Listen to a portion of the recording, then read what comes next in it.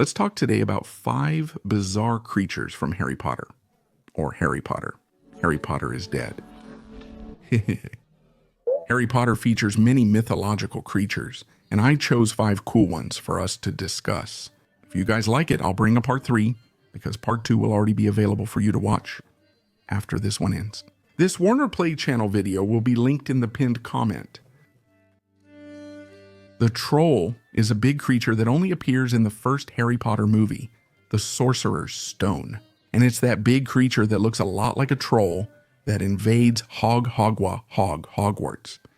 Wow, that's a hard word to read and describe, huh? The troll emerges from the dungeons and gets trapped with Hermione in the bathroom. Then, Harry and Ron end up working as a team, using skill and a lot of main character energy. 2 kids couldn't beat a creature like that without plot armor. And they managed to knock out the big creature. And something I ended up discovering about this creature is that it's called a troll. Only in Portuguese, because in American English, I mean European English, it's called a troll. So I'll talk a bit about these 2 creatures. In Harry Potter, trolls or Trásgols are huge, very strong, but very dumb creatures. Actually, they were such synonyms for stupidity and dumbness that there were even some wizarding exams named after them. The lowest grade was named after them, or rather as an insult to them. Trolls usually reached a height of about 3 meters and weighed up to a ton. They were very violent and extremely aggressive, and because they were dumb, they had unpredictable behavior, comparable to giants, who themselves weren't exactly a great example of intelligence. Interestingly, trolls and giants even had a certain resemblance. Trolls were particularly attracted to unpleasant smells, like dung bombs, but they avoided puffapods, and I couldn't find the word in Portuguese here, if there even is a translation for puffapods. Apparently trolls would get a runny nose when they got close to this plant. And by the way, actually this has nothing to do with the subject. Please like, subscribe, share, and hype up the channel. It really helps me. Let's continue. Well, trolls in mythology itself come from Norse mythology, being one of the enemies of the gods and hunted there by Thor.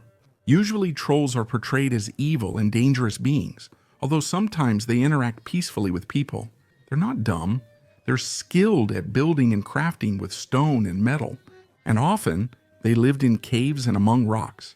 And they couldn't be exposed to sunlight, or they'd turn into stone. And interestingly, they're not mentioned that much in Norse mythology itself, but more in folklore. Now, about the Portuguese version. The Trásgols resembled goblins from Portuguese legends. Small, mischievous, elf-sized, with holes in their hands and wearing a corn hat. Well, the basilisk is that famous big snake that appears in the Chamber of Secrets, which nowadays isn't so secret anymore. Actually, get out of here. Speaking snake language won't help you, Potter. It only listens to me. The basilisk in Harry Potter is a giant snake called the King of Serpents, created by dark wizards. Harry Ponsujo was the first to create a basilisk, and he did this by hatching a chicken egg under a toad, which resulted in a creature known as a basilisk. And the creation of basilisks was already forbidden in medieval times. And, as we see in the movie, looking a basilisk directly in the eyes kills a person instantly, but with indirect contact, like looking at its reflection, it only turns the person to stone. It's also the mortal enemy of spiders, which can sense it almost like Spider-Man's spider sense. That's why they always run away when it happens. Look. Edge's 0D subtitle by Adriana Zanata. Let's go. One of those basilisk eggs was left by Salazar Slytherin at Hogwarts when he left the school.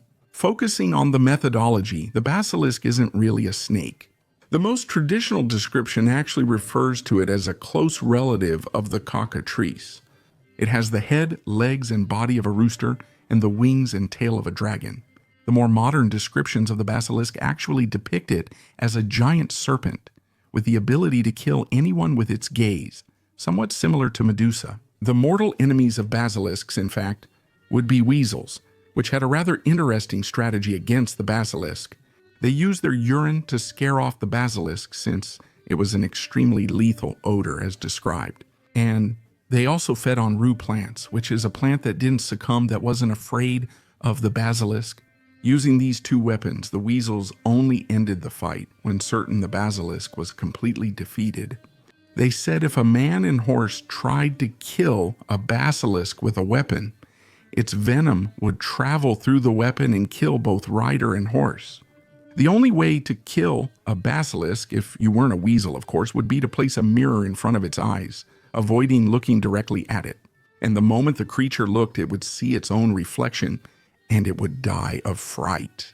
And it was also said that the carcass of a basilisk was often hung in houses to keep spiders away. It was used in Apollo's and Diana's temples, where swallows never entered, and in swallow temples. Basilisk. It is shown as an animal with a rooster's head, body and legs, a snake's tongue, and bat wings. Fofo was a gigantic and monstrous dog with 3 heads, which was raised by Hagrid. And then Hagrid ended up giving him to Dumbledore, who used Fofo as a kind of security for the Philosopher's Stone. Also with increased security against intruders, which by the way was useless, right?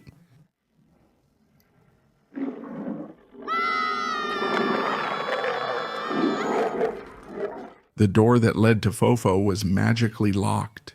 The 3 main characters, Ron, Hermione, and Harry, accidentally find Fofo. That's it. An interesting thing about Fofo is that music is his weakness. He falls asleep whenever he hears it. That's because he's clearly inspired by Cerberus from Greek mythology. Cerberus was a monstrous dog with several heads, not always 3, depending on the version, and he guarded the entrance to Hades, the underground realm of the dead, letting souls enter but never leave. He would destroy any mortals who tried to enter. There were many monstrous descriptions of the brain. The word brain comes from akraboros, meaning flesh-eater, since it was believed the brain ate people. He was the son of 2 other monstrous beings, Typhon and Echidna. He was also the brother of other monstrous beings, and from his union with Chimera, the Nemean lion and the Sphinx were born. As a guardian of the gates of Hades and also of Tartarus, because it's kind of a consequence, he didn't block entry to Hades, only the exit. As punishment, Cerberus devoured the condemned. The only ones who managed to escape and get past Cerberus unharmed were Hercules, Orpheus, Aeneas, and Psyche. And Orpheus, he got past him by playing a song that put him to sleep. To be direct here in Harry Potter, the phoenix was a type of bird connected to fire. A phoenix was usually something truly magnificent, but every now and then it had to rejuvenate itself with an event known as Burning Day, in which the bird would suddenly burst into flames, only to be reborn from its ashes. Even after reappearing in newborn form, it would return to normal size within days. As the phoenixes approached Burning Day, they seemed like terrifying beings. They looked like a plucked turkey, or if you haven't seen one, like a plucked chicken. Their eyes dulled, legs weakened, and they started choking. Thanks to that, the phoenixes would endure for ages, sometimes even forever. It's impossible to forget the scene where Harry enters Dumbledore's office and witnesses the phoenix dying and being reborn.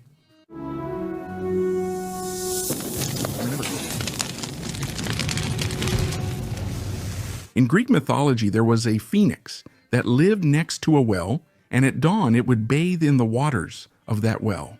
The Greek god Apollo would halt his sun chariot to hear its song. But an older version talks about the Bennu bird, one of the forms of the god Ra, the main being in Egyptian mythology. One version of the myth says the Bennu bird arose from Osiris's heart, and the widely popular Egyptian myth describes it as a unique being. There were simply no other Bennu birds. It couldn't ensure its own descendants. When near death, it built a nest of aromatic plants and magical herbs, set it on fire, and entered it. From the ashes, a new Bennu would rise, bringing the nest's remains to Heliopolis in Egypt. There it would be revered as an incarnation of Helios, the sun titan. Yes, I know that Tom Riddle, also known as Valdemir, is a wizard and the main villain of Harry Potter. But there's something he does that's closely related to a specific type of creature, which is actually quite famous. And it has to do with those Horcruxes, which are objects created through the dark arts that hold a piece of the soul of the wizard who made them. But these Horcruxes are connected to Liches, or Liches, which are extremely powerful creatures. They appear in various works of fiction and also in games, which are inspired by the legend of the crochet. The Immortal is a Slavic creature, and there's even a video about it here on the channel. His title of the Immortal is due to the fact that his soul does not reside in his body. And trying to kill Crochet by conventional means would be kind of useless. Crochet hid his soul inside a needle that was placed inside an egg that is inside a duck. And the duck in turn is inside a hare that is locked in an iron box buried under an oak tree on the island of Boyan. And Crochet can only be killed if someone finds the island, digs up the chest, catches and kills the hare, which will try its best to escape. They'll still need to catch and kill the duck, which will fly away. After the hero gets the egg, Crochet loses power and becomes controllable. And to finally kill Crochet, the egg or the needle needs to be broken against Crochet's head. In other words, he's nearly impossible to kill. This story may have inspired Voldemort's plot. You noticed I used a lot of Hogwarts Legacy gameplay in this video, right? Here's a tip. Try playing Hogwarts Legacy, available on PC and console. Explore your limits, master every battle as far as your courage will take you. So, let's play Hogwarts Legacy today. Available on PC and console. Choose your path, master spells, and become a Hogwarts legend. Don't forget to check out the video on Warner Play, which is in the pinned comment. Okay? Leave your like, subscribe to the channel, and share the video, and I'll see you around. See you next time.